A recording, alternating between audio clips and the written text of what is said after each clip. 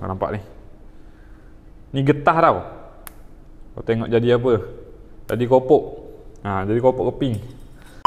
Mercedes W204 5 speed 722.6. Ini model untuk W204 lah, 5 speed punya gearbox. Customer complain dia bawa kereta first 2-3 bulan lepas, masuk D 5 minit baru jalan. Kadang tu reverse tak ada. So sampai satu time 3 hari lepas dia datang dengan towing. Dia cakap masuk D, masuk reverse memang tak boleh jalan terus. Kita check dia punya condition minyak, memang ada part mechanical yang hancur lah. Kesan clutch, cabuk besi lah macam tu dalam dia punya oil pan gearbox tu. Kita recommend customer untuk turun gearbox dan kita buat checking untuk overhaul lah dia punya gearbox. Bila kita buka, kita akan jumpa punca-punca dia. So untuk cari punca dia memang kena lerai satu-satu. Untuk common issue memang kita suspect benda ni lah.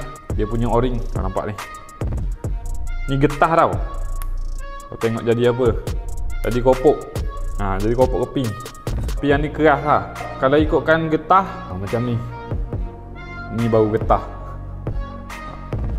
Ni salah satu part wear and tear, termasuk dengan dia punya clutch plate. So dia punya clutch plate memang untuk model auto ni dia banyak lah. Dia punya clutch plate ni memang kesan haus. Sebab mileage pun dah cecah 200,000 km. Common issue untuk auto, untuk panjangkan jangka hayat dia, jaga dia punya oil seal ni. Salah satunya memang kena jaga minyak dengan filter lah. Kalau untuk penjagaan awal kita boleh try pakai treatment. Tapi untuk treatment gearbox tu pun kita kena tengok dan kena pilih betul-betul jenis dia.